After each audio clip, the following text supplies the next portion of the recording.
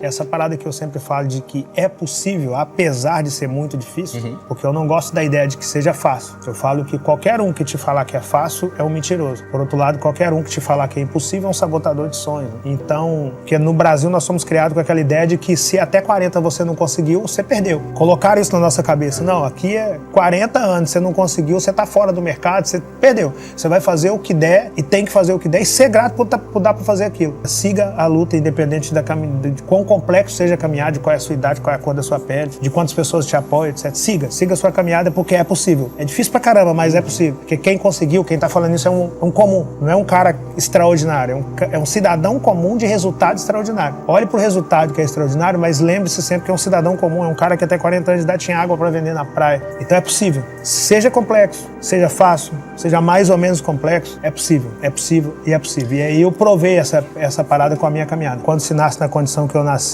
o sucesso nosso é outro. Não pegar num fuzil já é ser bem sucedido. Não ser o próximo corpo estendido no chão já é ser bem sucedido. A sua mãe não ter que te visitar em uma penitenciária já é ser bem sucedido. Os nossos primeiros milhões é isso. Sair da fome, da miséria, da escassez, isso já é milhão na conta pra quem nasceu na realidade que eu nasci. Então tem duas maneiras de ser milionário. Uma delas é propriamente tendo R$1 milhão em nota lá na sua conta. Outra é nascer na condição que eu nasci e chegar aos 40 pela porta da frente, sem ter pisado na bola comigo mesmo e ter proporcionado ao meu pai aquilo que eu não queria que a minha filha proporcionasse a mim. Então era o primeiro milhão. E eu passei muita dificuldade na vida. E um dia eu cismei que eu queria comer carne, só fazendo um link rápido, como eu comecei. À vontade, mano. Eu cismei isso aos 7 anos de idade que eu queria comer carne, né? Porque a minha condição era muito adversa. Meu pai comprava o básico e o básico nem sempre vinha o que a galera comia, né? Era o básico mesmo, macarrão, feijão, arroz. A ideia era matar a fome e não satisfazer a vontade, né? Você vai comer o que tem e ser grato por ter aquilo na mesa. E aí um dia eu tive curiosidade de conhecer carne. E aí eu perguntei na escola, os meus amigos estavam falando sobre carne, o que era aquilo, eles riram de mim. E aí quando alguém ri de você, você tem duas possibilidades. Achar, cara, realmente eu sou um bobo mesmo, achando que carne é pra mim. Ou fazer daquilo uma injeção de ânimo e falar, peraí, cara, por que estão rindo de mim? Por que alguém tem acesso a algo que eu não tenho? E eu fui pra segunda opção. Fui pra casa, perguntei pra minha mãe o que era carne. Ela falou, carne é uma parada, me explicou o que era e falou que não fazia parte do cardápio básico de quem nasceu na realidade que eu nasci. E aí eu falei, e o que eu tenho que fazer, mãe, se eu quiser conhecer essa tal carne? Ela falou, você tem que ter dinheiro. E pra ter dinheiro você tem que trabalhar. Só que você tem 7 anos de idade, ninguém vai te empregar nessa idade. Eu falei, não, mãe, então não tem problema. É só eu trabalhar que eu chego a esse tal dinheiro e eu chego a carne. Ela falou, não, se você chegar no dia, você chegou o que você quiser, inclusive carne. E aí eu falei, tá, então eu vou trabalhar. E aí plantei minha primeira horta com meus irmãos, que era o que dava pra fazer no mercado no lugar que eu tava. E aí fui pra rua vender alface.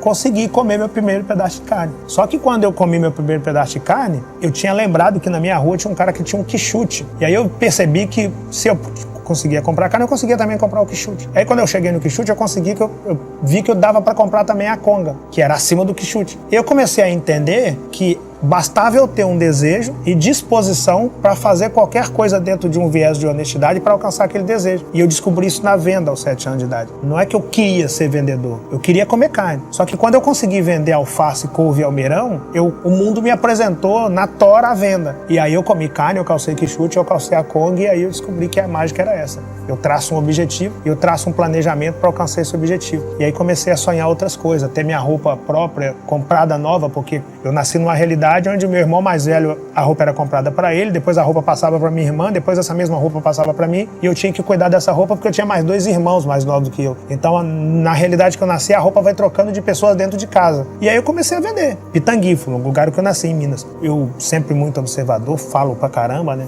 Sempre li muito a partir de 97. Meu pai sempre me falou que o mundo se divide em quem tem e quem não tem conhecimento. Então eu li muito a partir de 97, mas no anonimato, lutando as minhas lutas ali, sempre fazendo o que dava pra fazer. E aí... Você leu... É verdade isso? Você leu 4 livros por semana? Chegou a isso? Cheguei. Chegou a isso? Já cheguei a ler mais. Depois que eu entendi a necessidade, eu cheguei a ler mais. Sim, depois que você cria o hábito e entende a necessidade do conhecimento, certo, você não sai mais da condição de aprendiz.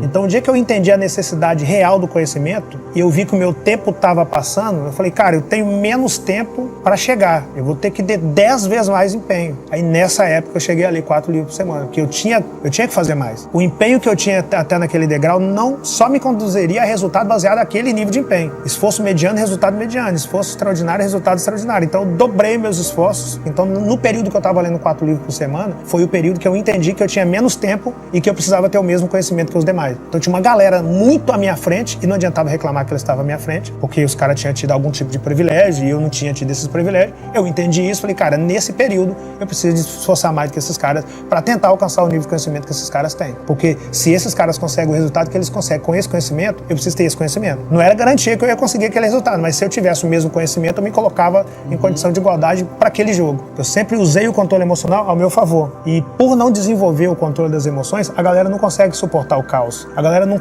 consegue suportar alguém falando que você é a crise. A galera não consegue suportar uma adversidade. Então eu sempre fui emocionalmente controlado. Eu desenvolvi a arte de ter a habilidade de juntar os meus cacos e voltar para a arena depois de uma queda brusca. Eu tive berço, que é muito importante.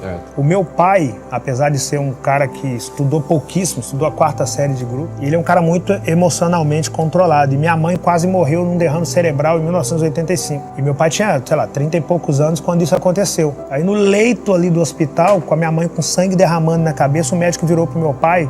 Quando ele chegou com a minha mãe no hospital e com os filhos, o médico virou pro meu pai e falou, pode chamar os filhos para ver a mãe pela última vez em vida, porque ela não vai passar dessa cirurgia. E ali meu pai chamou os filhos para fazer uma reunião com os filhos e falou, olha, nós nos comportamos como uma empresa, onde eu sou o líder, a mãe de vocês é outra líder e vocês são nossos liderados. E segundo a medicina, a mãe de vocês não vai passar dessa data. E se isso acontecer, eu, líder, vou precisar de vocês, liderados, para suportar esse momento comigo. Então meu pai demonstrou ali, numa possibilidade de perda da esposa, que minha mãe está viva até hoje, para honra e glória do Deus que servimos, 38 anos depois daquela cirurgia, ela está viva até hoje, mas naquele momento ali, meu pai não tinha a menor noção de qual seria o resultado daquela cirurgia. Ele já demonstrou um controle emocional absurdo. Ele não chegou na frente dos filhos no desespero, no choro. Nós estamos pedindo, corre lá para ver sua mãe que ela está morrendo. Em nenhum segundo ele fez aquilo. Tudo é sala de aula. Eu enxergo que eu não tive a oportunidade de fazer faculdade, então eu fiz a faculdade da vida. Eu aprendi na faculdade da vida que é tudo sala de aula. Qualquer situação que me acontece é uma aula que eu preciso tomar nota.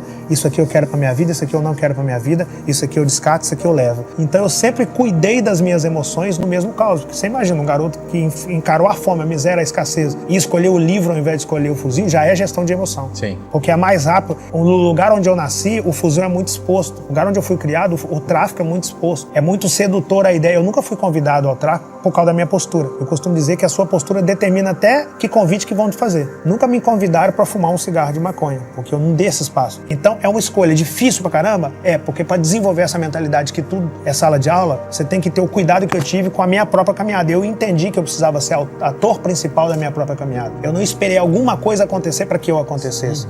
Eu fui buscar conhecimento, eu fui me espelhar no meu pai. Isso é muito importante, porque sozinho e sem autorresponsabilidade você não consegue ter essa visão. Aí você de fato se perde pela falta de visão, não é pela falta de aula. Porque você fala, mas você foi fácil, você teve o seu pai. Você tomara que você tenha a oportunidade de ser criado com o seu pai. Mas se você entender a sala de aula da maneira que eu entendi, você consegue perceber a riqueza que tem naquele lugar. Munido de saúde plena. Se você nasce numa condição adversa, independente de onde você nasceu, pode ter sido culpa ou circunstância de quem veio antes de você. Agora, munido de saúde plena. Se você morre na condição que você nasceu, aí foi escolha sua. Você precisa entender isso. Eu entendi isso muito rápido. Munido de saúde, porque tem situações e situações. Eu já vi garoto nascer em comunidade com um problema de saúde que não tem como. Aí, no caso dele, vai ser bem mais complexo. Agora, munido de saúde plena, você precisa entender a aula. Você precisa entender que se você morrer na condição que você nasceu, foi escolha sua. Você tem que entender isso. No Brasil, nos ensinaram a abominar quem alcança resultado. É meio que assim, eu adoro você, desde que você não alcance mais do que eu. Então, quando você nasce no lugar que eu nasci, você já parte desse problema. O cara tá preparado. O cara tá preparado para crescer comigo, jogando bola no campinho de terra. Ele tá preparado para ir para a escola pública comigo, merendar na mesma merenda, porque a gente não tem comida em casa. Ele tá preparado para pegar um ônibus lotado comigo. Ele tá preparado para encher um carrinho de areia e eu carregar a areia dentro da obra porque constrói a mansão do Diego. Mas ele não tá preparado para encher o mesmo carrinho de areia e se descobrir que a mansão é minha. Porque na mente dele eu alcancei mais do que ele. Ele não tá preparado. E você precisa saber disso. Ele nem tem culpa de não estar preparado não, porque isso é herança de geração a geração.